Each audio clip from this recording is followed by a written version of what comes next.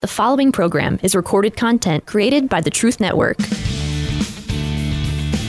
It's Matt Slick Live. Matt is the founder and president of the Christian Apologetics Research Ministry, found online at CARM.org. When you have questions about Bible doctrines, turn to Matt Slick Live for answers. Taking your calls and responding to your questions at 877-207-2276. Here's Matt Slick. All right, everyone. Welcome to the show. It's me, Matt Slick. Listen to Matt Slick Live. Let's see. Today is January 31st, 2023. The last day of January. This year is just slipping by already. All right. Hey, if you want to give me a call, all you have to do is dial 877-207-2276. And if you're new to the show, this is a Christian talk call-in kind of thing where we ask difficult questions, or they do, or try to, whatever. I try and answer them. And all kinds of stuff that we discuss. So if that sounds interesting and you want to participate, you can give us a call, 877-207-2276. And also, if you want, you can email me a comment or question at info@carm.org, info@carm.org. And what I can do there is, if we get to it, is read it on the air and then answer it. That's the idea. It's real simple. And if you want, you can also join us in the chat experience. There's a lot of good. I'm going to fix something here. That's right. Oh, I'm so busy. There we go. Okay, that's going. And there, now they can hear it. All right. If you want to do in the chat room, you can go to the CARM homepage, CARM.org. And on the right-hand side, you will see a picture of me with the radio thing on, and then you click on that, and the links that you need will be there. And there you go. You know, you can. There's a lot of good people in the chat. We have 20, 30, 40, 50, 60 sometimes, and good stuff. Good people. So there you go. All right. Hey, let's just jump on the phone. Let's get to Herb from Raleigh, North Carolina. Herb, welcome. You're on the air. Hey, Matt. How you doing today? Let's see, busy, and then I was a little bit more busy before that, and then before that, I wasn't as busy, but just busy. That's how I'm doing. I understand. Well, look, I found something on YouTube this morning that confirms a lot of what I've heard you talk about on your show. I don't know the actual, how you find it, but if you go to YouTube, there was an article on there about probably 10 or 15 minutes long, evaluating Joel Osteen, Joyce Myers, Benny Hinn, and several other preachers I was not familiar with. It's like 4 or 5 or more on there, and they were saying exactly what you have been saying for a long time. Yeah, I've been They're saying this just for a long not time. preaching biblical. I No, they're not. I want to see that. No, they're not. They're not preaching.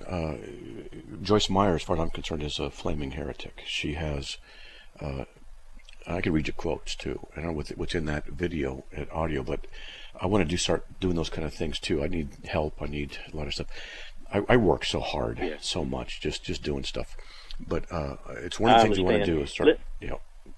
Let me tell you this, buddy. On talking about her, something was told.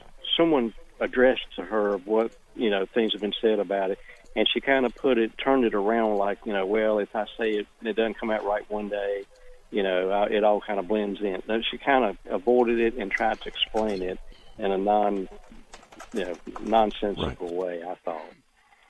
Yeah, she's a heretic. But I just thought you'd... Yeah, I mean, and I thought of you right away. I saw that. I said, I got to tell that right now. Yeah, she is. She's a false teacher. And, if she wants to talk to me about it, that's fine. Here's the thing. All she has to do is just repent of certain things she said and said, look, I was wrong, and move on. And I've not heard any repentance from the false things he's teaching, like Jesus stopped being the Son of God, which is flaming heresy, or Jesus was born again, or Jesus paid for his sins in hell, went to hell in our place and was tormented. And if you don't believe Jesus went to hell, you cannot be saved. We're called little gods. And that she's not a sinner anymore. The host of hell was literally on Jesus and was laughing, and she gets revelation knowledge. So, and plus, if she's considered a pastor or an elder of a church, that's unbiblical. And so, Yeah, it's just bad, and yeah, it's bad. Well, in this article, they took each preacher and did like a 2 or 3 minute study of them, on their saying this is what they preach, and they showed examples of them saying what they're saying they preach, and showing that what they're preaching is not biblical. Each one they took probably 4 or 5, 2 or 3, 4, I don't know. It's a few minutes of time document what this person was saying that to confirm what he's saying, that it's exactly what you said. I mean, he was agreeing totally with you and what you have said. I thought you'd get a kick. There's somebody else that thinks you're right. Well, I don't know if they agree with me, but if you know your doctrine, you can find these guys. You can just listen and find their heresies. Years ago, it happened. It just gradually happened over a couple of months or something like that, where I was able to then put theology into a gigantic mosaic in my mind. I could understand how the Trinity related to justification, imputation, marriage, end times. I could relate the hypostatic union to the nature of the priesthood of Christ. I mean, all these things. I started, it's like, I see how they're all interrelated. And I'm teaching a Bible study, and I'm teaching people how to do this. And the reason I'm bringing this up right now is because when you have this mosaic of biblical theological perspective interwoven into the tapestry of truth, then you can start seeing very quickly what is an error outside of that tapestry, outside of that thing. And it's not just me. It's what the scriptures say. And when you know how to relate them, and I can quote the scriptures and do this, and I'm not saying I'm great or anything, but when you do it for over 40 years, you figure things out. And Joyce Meyer she couldn't argue her way out of a wet paper bag. And Joel Osteen, he said Mormons were Christians. I mean, what? Where'd you get that? God came from another planet, and there's a goddess wife. That makes it Christian. It's not Christian. So there's a lot of problems. There's a huge problem. And just to make it even worse, the Bible says there's going to be a great apostasy. That will then lay the foundation for the arrival of the Antichrist. And so more and more I'm believing that I need to equip Christians. You need to know what to watch out for, and different scenarios and different things to watch out so that they're not duped. And then people say, well, wait a minute. No, we're going to pre-tribulation raptured out of here. Don't put your hope in that, because I can knock a lot of holes in that very easily. A lot. I can present something that just doesn't work. And so I want Christians to be prepared for the persecution that's probably going to be coming. And I want them to know. Well, let me ask one other quick sort of related thing to that. I've heard it said on the Antichrist, we don't need to be fooled. We have to make sure we don't get the mark from the Antichrist. How will we know? How do you know if you think this is correct and what we're doing, but you find out, oh gosh, I don't know the details. I can't remember the details about that, but they say you just don't be fooled by the Antichrist. If you do, you will not go to heaven. I might be exaggerating some, but that's what I'm trying to ask, because I don't understand it completely. Right, and the Bible says whoever receives the mark. And so let's see if I can find that in Revelation. Revelation 14. And it says, let's see, the smoke of the torment goes up forever and ever. They have no rest day and night, those who worship the beast and his image, and whoever receives the mark of his name. So, I'll go to Revelation 13:17, because it says, he provides that no one will be able to buy or sell except the one who has the mark, either the name of the beast or the number of his name. And so, it's, what is that? But his name is 666. And what that means, I'm giving a lot of information, what people you didn't ask this, but in Greek, when you write, and in Hebrew, when you write letters are also numbers. We have A, B, C, 1, 2, 3. They only have one set of characters for both. So when you write a person's name, you're also writing a set of numbers. And so the total of his name is 666. It's either going to be in Hebrew and or Greek, and that'll be a designation. So anyway, whoever receives that mark is what it apparently means is that you are willingly submitting to the lordship and control of the Antichrist so that you can buy and sell and you can eat. And if you don't receive it, you'll end up starving to death. You might even be beheaded. And here's something to think about. Some people think the Antichrist might be Muslim. I've not learned about that or studied it yet. Muslims are known for beheading people. I wonder if the Muslims won't be used by the Antichrist to get rid of Christians who won't take the mark. That would make sense, yeah. It's so many things going on now that's so scary. And I know, that's the big thing. And people keep saying it's getting near the end of time. Things are going to get worse. Don't know. Nobody, of course, no one knows for sure when God's coming back, Jesus is coming back. So all the signs seem to be pointing that we've just maybe getting near the end. Yeah, we're getting closer. Good thing we're getting closer. And, I'm 66, and I don't know how much longer I'm going to live. We live long in our family, but into our 80s and 90s. Yeah. So who knows? Maybe I'll see the arrival of the Antichrist. And if I suspect the Antichrist is there, then I'm going to have to run to the hills. Literally. Yeah. Literally. Abandon everything. 60. Go ahead. Well, I'm 66, too. I'm your age, too, 66. And I think a lot of the same things that you talk about, you say what I'm thinking a lot of days, because I listen to you every day, when you're on. And you taught me a lot, and I get more and more interested as I keep listening to you. And I said, let me write that question down. Then I'll forget what I want to ask you. And I said, I have to remember it again before I call you again.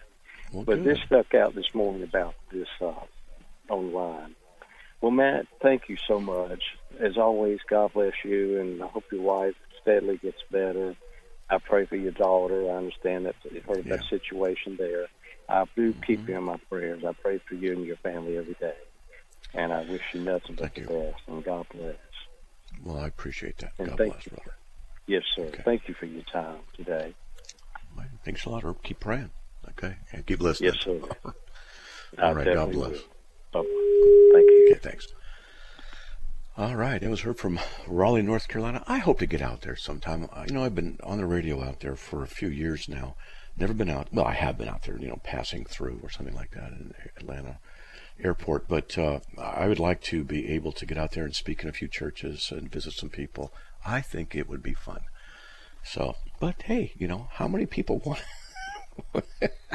want to have a guy come out whose last name is Slick and who teaches Reformed theology and depressed eschatology? It's just not. It's like, hey, pastor, yes, can we have this guy out? He does radio. Okay, who is he? Matt Slick. Slick? Yeah, it's his real name. And he teaches depressed eschatology. What's that? Well, it's that things are getting really bad, and that we're going to go through it. He goes, I can just see him going, we're not having that guy preaching. Everybody will leave. And I can just see that happening. Oh, it's just probably what's going to happen anyway. So there you go. Hey, let's get on the air with Laura from Raleigh, North Carolina. Laura, welcome. Hi. I have you on off the speaker here. Can you hear me all right? Yes, I can. Oh, there's the break. Can you hold? Sorry, Laura, can you hold on? Stay by the bell. Okay. I like that. Hey, we'll be right back, folks. Please stay tuned. 4 open lines, 877-207-2276. We'll be right back.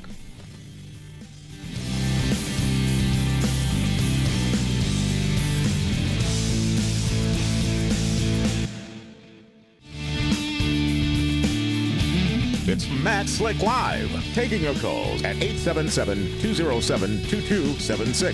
Here's Matt Slick. Hey, everyone. All right, we're back on the air. 4 open lines, 877-207-2276. All right, let's get back on the air here with Laura. All right, Laura, welcome. I'm not able to access you on the computer, but oh well. I'll watch the rewind. I'm calling. I've said this a lot of times. It's like I had COVID a couple of weeks ago. I'm getting to the question. Are more of an agreement? I was in the hospital last night. They thought I had a stroke or whatever. didn't know it was from the shot or from From me getting COVID. The time-release death jab. Yeah. Yeah, and I've been trying to tell people, I feel like chicken little and that, running around and with my son, and it's, okay, my question is, how do you, when people are pulling back, how far do you put, the Holy Spirit is the only one that can reach others. And we are just the foot soldiers, the footmen. But when do you know to pull back from trying to tell people? I can feel it rumbling. I'm a writer, and I was always told, be careful what you say around Laura, how sensitive she is. And not in that, but I have always been that way. I'll dream about something the next day. But now, as I have been a believer, I can hardly catch my breath. What's your question, though? What's your question? Okay, so reel me in. So, my question is, at what point do you pull back from telling other people what's going on? Well, they take a swing at you. They take a swing at you. That's one of them. They threaten to kill you. Lawsuits. Let's see. Have you swatted? Like I've had. It's just subjective. It's just subjective. People don't want to hear. They don't want to hear. For an example of what you're talking about, I'm online a lot and talking in chat rooms, and I see in one venue the same atheists, and they're always trying to destroy Christians. And I go in there and I'll destroy them, and they don't like that, of course. But they're always trying to work against Christians, and so after a while you say, I'm done with you guys. I've given you answers, and you refuse the truth. And so you just move on, and you don't want to waste too much time with them. You want to start doing what's best for the, reaching others. It just depends. It's just different times. Okay. It feels like I'm watching that, and by following his bay, what he tells me is so much easier, I've noticed, most of the time in my life now. But it's like I'm seeing people like they're just heading right, like a car going right off the cliff, man. And I'm like, no, don't go. They're not going to listen. I'm cool. No, you're not. They're not going to listen. Anyway. What our job, you got to understand, our job is to evangelize, not to get people saved. We don't do that. We tell them about Jesus. That's our job. We give them the gospel message, and God works with them, through them, to open up their hearts, and that's what we have to ask for. And so when I'm evangelizing, I will often take a moment and pray, Lord, give me the wisdom and the words to speak, and open their hearts to believe, because it's God's work. Now, we don't know how it all works with all the interaction of humanity and our wills. I just don't know. And I've thought through this a lot for years. I don't have it figured out. I'm not going to. So I just trust God, do my best, and that's it. And that's all you can do, Did you just say you don't have it figured out and you're not going to? Yeah, I don't want my wife to hear that. I didn't know if I heard you. Yeah, I don't want my wife to hear that's what I... Yeah. I want her to think I know everything. Well, let me let you go. But thank you so much. And as I listened to you as well as the gentleman called in and said, wish your daughter well, and also your wife. I don't know, and I don't need to, but God knows. And from spirit to spirit, and I think the world of you, man. I really do. You. And I know I'm in a long line, but we know the deal. We know the deal. And we will not lose hope. No, we won't lose hope. It may get rough. But people don't understand. They don't understand something that Jesus said. And it's not talked about. But Jesus said, pick up your cross and follow me. Now, yes, sir. It's what we're to do. And it doesn't mean I'm looking forward to any persecution. I don't want any of that. And I don't want it for anybody else. But, it says here in Matthew 16:24, if anyone wishes to come after me, he must deny himself, take up his cross, and follow me. Whoever wishes to save his life will lose it. Whoever loses his life for my sake will find it. I mean, what is he saying? Talking about losing your life for following him.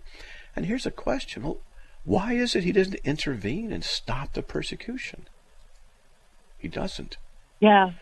But And so, yeah, that's right. He doesn't stop it. He allows it to come to us. So it's a critical thing. like I was saying earlier, there is no rhyme or reason. Why would we want rhyme? I mean, that's not, I don't, what's that matter anyway? Well, we're talking God. Right. I mean, Yeah. He has his yeah, reasons. I'm like, we all try to figure it out, so don't we? Because it's so unworldly, and all my life I tried to leave this world in one way or another. I didn't want any part of it. It was me. So now, it's just so cool. Romans 8:28, man. Romans 8:28. Oh, yes, So, all things work together. God bless you. Yeah. Mm-hmm. Good night. You're welcome. Good night. All right. Wow. Hey, we have 4 open lines. If you want to give me a call, all you have to do is dial 877-207-2276.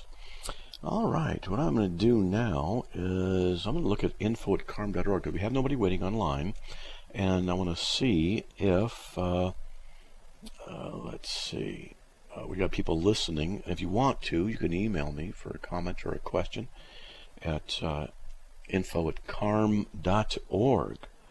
All right. Okay, look at all this. I got so many things to go over.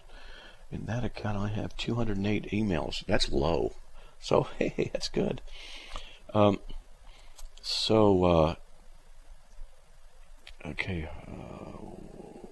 I got an email. I'm going to read this and see. Some thoughts on Christianity and morality. So you were okay with your daughter doing something, I can't read what it is on purpose, because she did something. Okay. And okay. You and we aren't different. What? You advocate women being, what? It's really interesting here. I can't even read this. I'm just going through it. There are people that are just demonically inspired. The illogic that they use, the hatred, the vitriol, the lack of clarity, the accusation, mockery, disdain. And I've been encountering this more and more. Wow. Yeah, and then this person's, oh wow, I can't even, it's just amazing how bad it is. And it's vitriol, and it's from a woman. When women get as bad as men, you know how bad things are. Hey, we have 5 open lines. Give me a call, 877-207-2276. Be right back.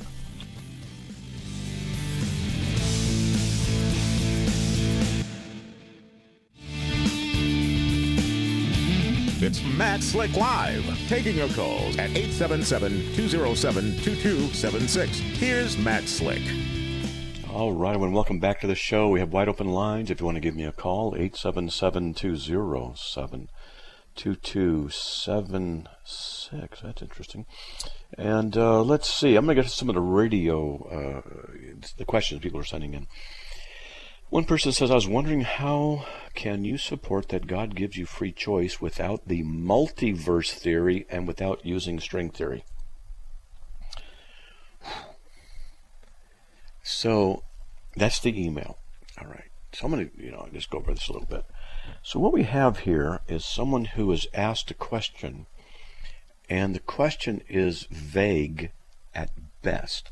They don't explain what they mean by multiverse theory, because there are more than one theory regarding multiverse, and string theory, which has to do with physics and quantum stuff, and what about the string theory. And so sometimes people don't realize that they are sending emails without having thought them through. This reminds me of something I heard about Abraham Lincoln. There was a battle where if the North general, and he had sent an order to the whatever general it was, to move across a river or do something and attack the enemy. from the South, and that if he'd have done that and beaten them, basically the war would have been over. It was one of those rare strategic moments, and Abraham Lincoln knew it. And he gave this direct order for this guy to go do this, the general, and the general didn't do it.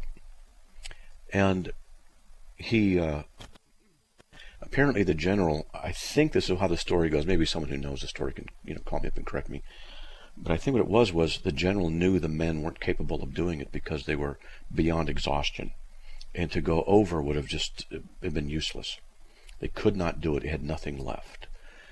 And so he didn't do it because the general's decision was, if we do this, from what I understand, we do this, they'll die. They get drowned, or they're not even able to fight right now. So Lincoln found out about this, and what he did was he wrote a letter to him, just reprimanding him. And what Lincoln did was not send it.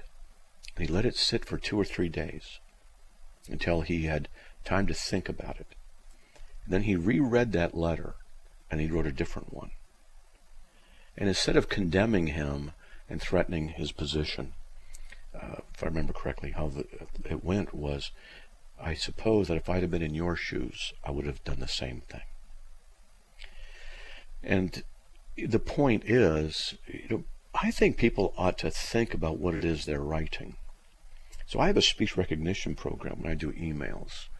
And I did voicemails today. We finally are figuring out how to get things done. I'm catching up on voicemails. And, he's my speech program, and I have things written out, template style and certain things, and I'll go in and I'll look at it, make sure, it's okay. Now, if it's just generic information, that's okay. But if it's to rebuke or correct somebody, it needs to sit for a bit. One of the reasons is we need to be gentle and we need to be clear when we speak to someone. A gentle answer turns away wrath. I forget where that is in Scripture, but it's in there. So anyway, I'm reminded, all that is reminded, let's see, how do I say that? The sentence that the emailer wrote reminded me of that, of an example of you should let it sit and come back to it later and see if it makes sense. Because this did not make any sense, and that's just it. All right, let's try this one. Okay. Oh, okay, that's right. That's good for the wedding feast. I got to get back to that. I'm just so busy. We have been reading Acts. Oh, I know. Hey, Matt, how you doing? And several chapters they've seen it. Oh, that's right. We talked about that on the Holy Spirit. I did speak on that. Let me delete that one. And here's something. Oh, that's something else. That's not going to work. All right. So there we go. I think that's about all we've got. All right. Now, Carrie writes in, does God have an appointed time for each elected individual when they get saved? Yes, he does. Did he predestine it to happen on a particular day or time? Yes, he did. You have to understand that in Ephesians 1:11, God works all things after the counsel of his will. All things after his will. All things. When people get saved, not get saved, what day they get saved, everything. It's all worked under the will of God. People may not like that, but that's just what it is. You got to understand that there is a God, you are not him. There is a sovereign king who knows all things and works all things after the counsel of his will, not yours. And he considers your will and works your will inside of his will. Just as Jesus, God in flesh, said, not my will, but your will be done. Sometimes what people do, the Christians, they don't realize that when they complain about the idea that their own free will is what the final arbiter is between truth and everything, they're elevating themselves above Jesus. Now, they don't realize how they're doing it, because Jesus says he could do nothing except what he saw his Father do. John 5:19, John 5:30, John 8:29. These three verses talk about this issue of Christ only doing the will of the Father, only what he could do and see the Father do. And so Jesus is God in flesh, and of course he has free will. He willingly submitted, and therefore he can only do what the will of the Father was. He came to do the will of the Father. So if that's the case, you notice what people do here a lot of times is they'll say, no, God wants me and my free will. It's about my free will. That's not what Jesus said. It's not about my free will, Father. Because that's arrogance and it's pride. They need to emulate Christ. And as Jesus says in Luke 22:42, he says, not my will, but your will be done. Jesus was the exemplar of what it means to be humbly submitted to the will of the Father. And when it says God knows all things, 1 John 3:20, and he works all things after the counsel of his will, Ephesians 1:11, then we have to understand that as Christians, this is simply how it is. And we can pray. James 5:16-17 talks about the prayers of a righteous man avail much with God. We can, I don't know how it works, but apparently there's an influence with God. I'm not going to get into the logical conundrums and puzzles that are associated with that, but that's what the Scripture says. And it's okay to plead ignorance. It's okay to say, I don't know, and that's fine. But we have to understand that God is a sovereign king. When Christians start realizing this more and more, when they start realizing how great he is, not how great we are, then false teachers like Kenneth Copeland, Joyce Meyer, Joel Osteen will be less supported. Now, I remember this years ago, the book The Shack. The book The Shack. Everyone was carrying it, was reading it. Everybody loved this book, and I read it and did an analysis on it, and it was actually teaching heresy. Not just a little bit of literary license. No, it was teaching heresies and really bad stuff. And I was shocked how bad it was. And I have an article on it.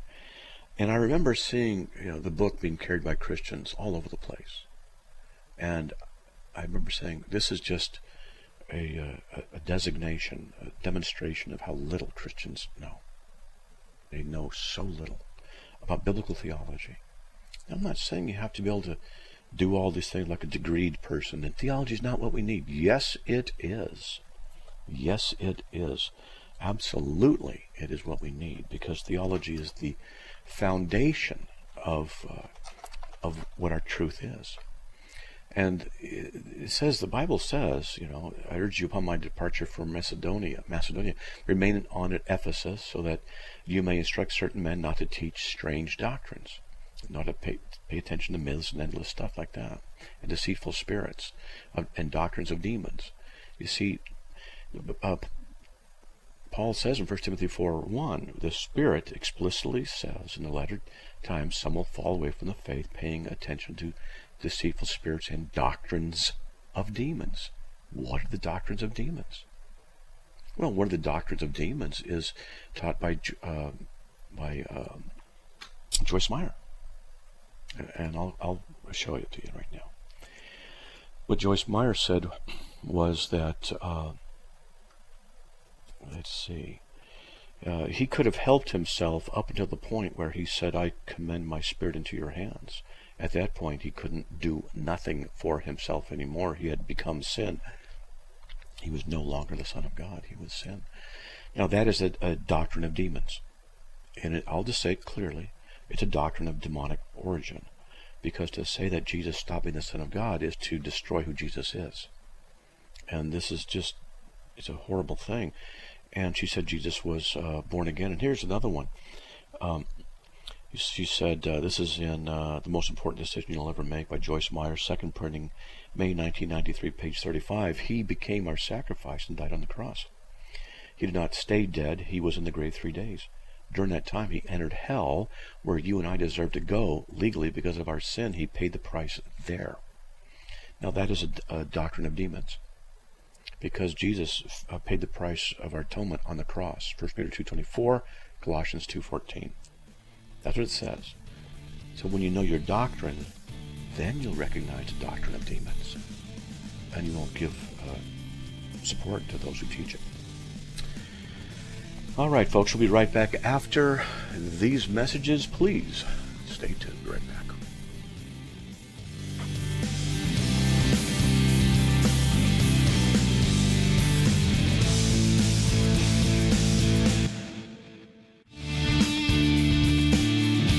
It's Matt Slick Live, taking your calls at 877-207-2276.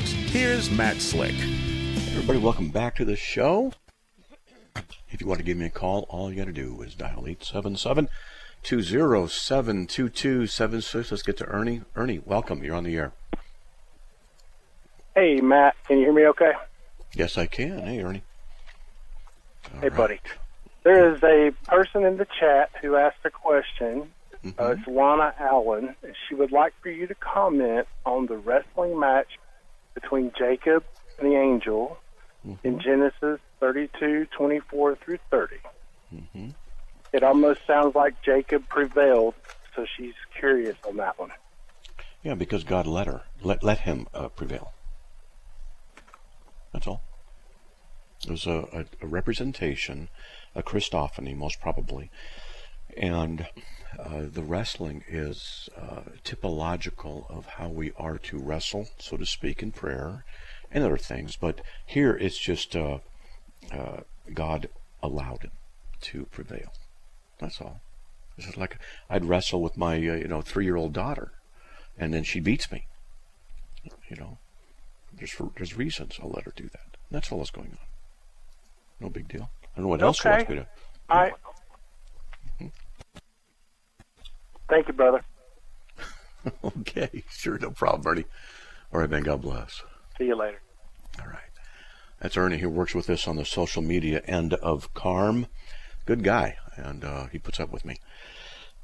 And sometimes that can be difficult because my autism does kick in. We had a conversation, he and Laura and me, a few days ago, and they speak the same language, and I couldn't follow them. Like, wait a minute, we're not done with this one issue. And then because I do one thing at a time, and I go through. And so, anyway, that's what it is. And let's see. I'm going to try a test here, okay? Because we're talking about the angel in Genesis 32. We could also talk about theophanies that occur in the Old Testament. We could discuss the issue of the plurality study. And this deals with the nature of who Jesus is in the hypostatic union in the incarnation. But was he present in any sense before the incarnation? And then we can get into the issue of how that relates to the propitiatory sacrifice and then propitiation out of 1 John 2:2. And so we could talk about all kinds of stuff and then ultimately get into the issue of the Trinity. And how is it that the Trinity is represented by Christ out of Hebrews 1:3, and then he's seen in the Old Testament in the pre-incarnate sense? So the reason I just said all those is because Charlie in the chat room, what he does is he pastes links to whatever I'm talking about from the CARM website. He pastes them in. So I wanted to see how many I could get in like 20 seconds and see what he does. He probably just gave up because so that's, for me, it's fun. You see, I like doing that kind of stuff. I hope he's smiling at least a little bit. Because I said during the break, I said, hey, I'm going to talk about 10 different things in 100 seconds and see if you can keep up. Oh, my humor, it's usually at the expense of somebody else, but sometimes at my own, I don't mind. All right, let's get to Steve from Winston-Salem. That office in our church. Oh, there you go, Steve. Hey, you're on the air, buddy. All right, what do you got? Oh, hey, how you doing? Hey. Thanks for taking my call. Mm-hmm. So what's up? So my question is about church structure. Our church has deacons only. Okay. And I guess we've totally left off the office of elder or bishop. My question is that biblical, and should we look to change it? All right. So let me ask you some questions, okay? Is there a pastor? Sure. Yes. Is there a pastor? Yes? Oh, okay, there's a pastor. How old is the church, roughly? 100 years. Okay. And how old's the pastor? 120, 130? But he's been around. Been there. Different pastor. Okay, he's been there for a while, right? A few years? Okay. Yeah. All right. Well, how many people are in the church, roughly? 350 to 400. Okay. All right. So it's a Southern Baptist church, if that matters to you. Well, a little bit. So were there elders, and then for some coincidental reason, most of them just left all at once, or within, either died or had to get a new job someplace and moved on. Does that happen? No, I don't think our church has ever had that particular office. Okay. Then they're wrong. Okay? They're wrong. They should not ignore the scriptures. Okay? Right. And so if you go to Titus, Titus chapter 1, it says to Titus, in verse 5, Titus 1:5, for this reason I left you in Crete, that you would set in order what remains and appoint elders in every city as I directed you. Now, let's talk about this, because to appoint elders in every city. So, it doesn't necessarily say it has to be just in a church. But what I'm going to do is put this together and go to 1 Timothy 5:17. And the elders who rule are to be considered worthy of double honor.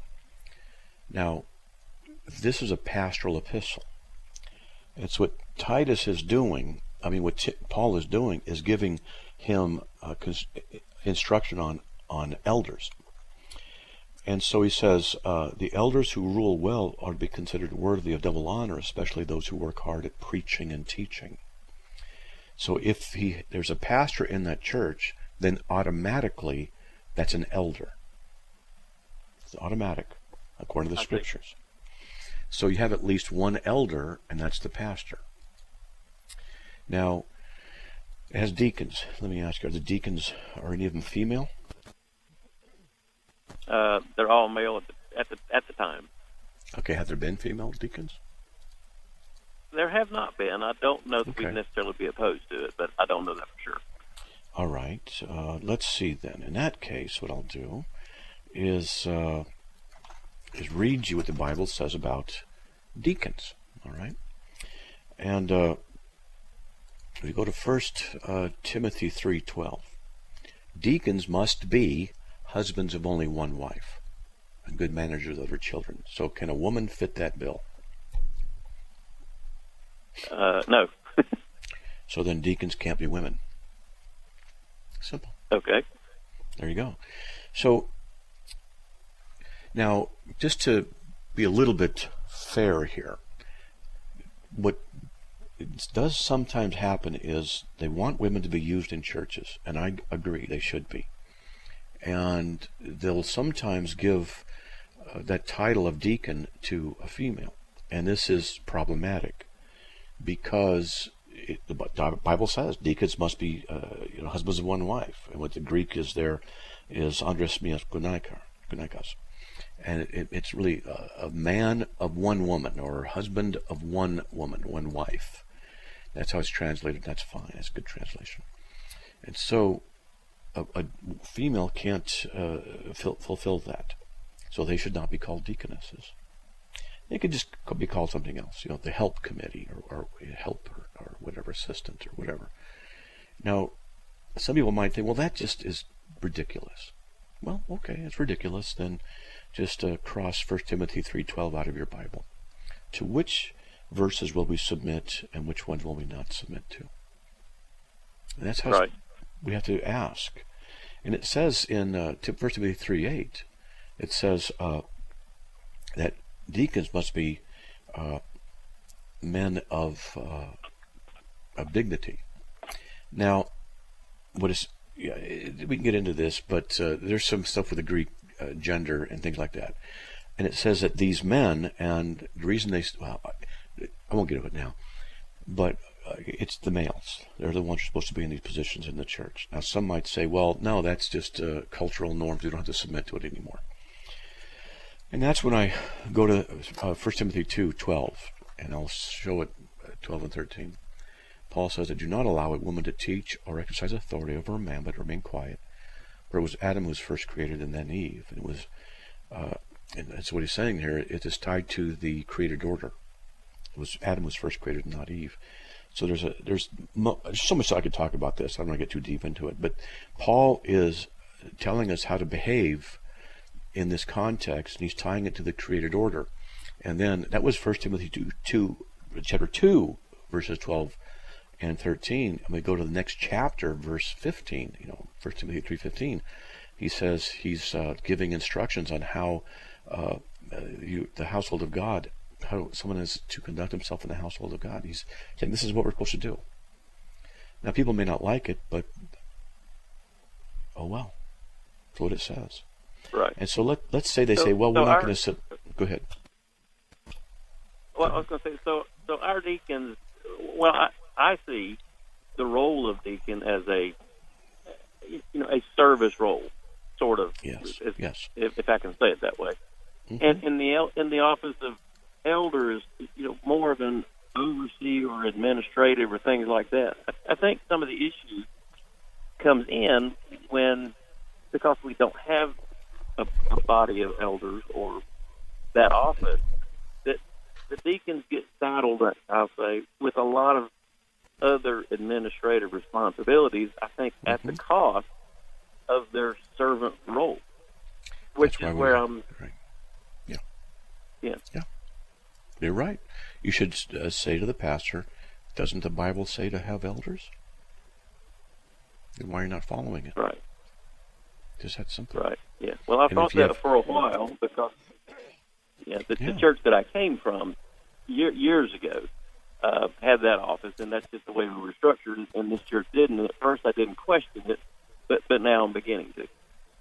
Right. So read 1 Timothy 3, and it'll tell you about the elders and Sure. Actually, it says the overseers and the deacons. 1 Timothy 3. The word overseer there in the Greek is episkopos, which we get the word bishop, and it's male. Mm-hmm. And then it goes into deacons. And so, now the overseer or the bishop and the elder are used interchangeably, just so you know, in Titus 1. So that's why some think they're the same office. Just one's an elder is an overseer. They're just using the term like that. Okay. Well, we've been established for a long time, and I just feel strongly about this. So, I don't want to open a can of worms, but at the same time, I want us to be biblical in our structure, in our I guess I'll say the management of our church body, if that's the word. That's right. So I just feel like it's worth bringing up, and we'll discuss it. I guess. Just study Titus 1 and 1 Timothy 3. Those are the main chapters. You go to my website, look up women pastors and elders, and you get more information. But those are the things you need to speak about. Get the scriptures and say this is what's supposed to be. And it says deacons are husband and one wife. Why do you have female deacons? And it's contradicting scripture. Right. Simple. Right. So can I ask one more question? We have no time. We have like 5 seconds before the music's going to start. So can you call back tomorrow? Okay. I'm sorry. I think I can. Thank you, man. I appreciate it. All right, man. God bless. Sorry, we're out of time there. Call back tomorrow. Thank you. Bye-bye. All right. Hey, folks, we're out of time, and may the Lord bless you, and by His grace, we'll be back on here tomorrow. And hopefully, we'll talk to you then. So have a good evening. God bless.